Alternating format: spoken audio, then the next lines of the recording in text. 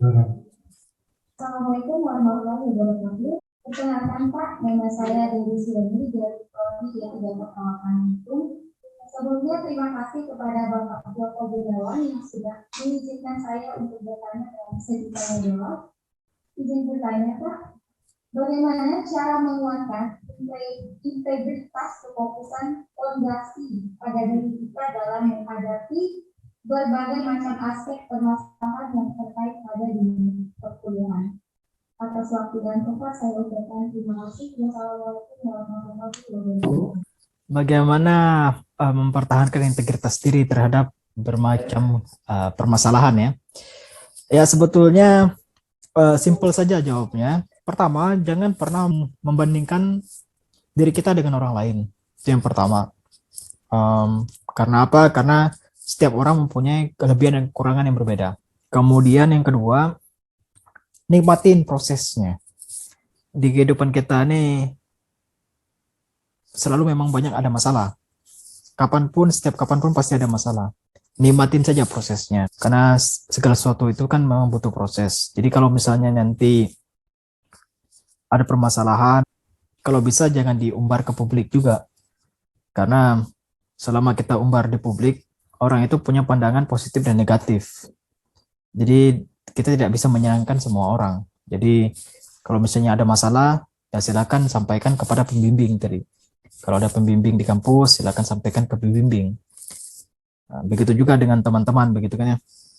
Jangan sampai kita umbar saja ke teman-teman kita di sekitar kita sampai kita tahu bahwa teman ini betul-betul care atau tidak begitu. Terkadang kita ini rambut sama hitam, mungkin jilbab sama hitam juga di situ. Ya kita tidak tahu, mungkin ada yang kita ini dari SD, SMP, SMA sampai dunia pendidikan di universitas, kita ini bermainnya sistem kompetisi. Itu sebetulnya termasuk kekurangan dari sistem pendidikan di kita ya. Maunya kompetisi aja terus. Padahal kalau misalnya kita lihat kelebihan dan kekurangan dari masing-masing mahasiswa, itu sebetulnya bisa ditingkatkan apa sih kelebihannya. Kemudian kita bisa atasi kekurangannya seperti apa. Jangan kita satu level, satu standar dipukul untuk semua orang begitu. Jadi memang itulah PR untuk kita saat ini begitu. Tapi yang itulah sebetulnya tadi saya bilang awalnya memang jangan pernah membandingkan kita dengan orang lain. Kedua, nikmatin saja prosesnya. Pasti ada titik ketemu untuk solving problemnya. Kemudian ya banyak-banyaklah berdoa sama yang di atas.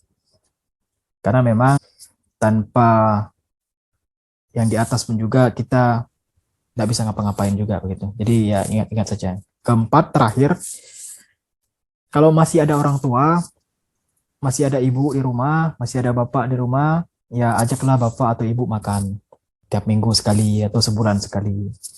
Ya kita ini terkadang kalau sudah besar begitu ya, ada orang tua di rumah mau cium pipinya pun juga malu begitu ini. Padahal ya karena beliau masih hidup ya silakan ajaklah orang tua kita untuk makan atau bikinlah mereka senang gitu. Kalau misalnya dulu zaman saya dulu, saya masih ingat masih ada nenek kakek saya. Jadi kalau saya pulang pasti masih di akbar pun juga pasti nenek dan kakek itu pasti saya urus begitu. Nah karena sekarang nenek kakek dan sudah tidak ada, ya bapak dan ibu sekarang. Jadi sering saya telepon karena kalau saya pulang pasti saya ajak makan begitu. Jadi mumpung beliau masih hidup, ya silakan senangi orang tua ya. Jadi doakan beliau sehat-sehat saja. Ya mungkin itu saja untuk mengatasi permasalahan hidup. Insya Allah doa orang tua itu manjur lah.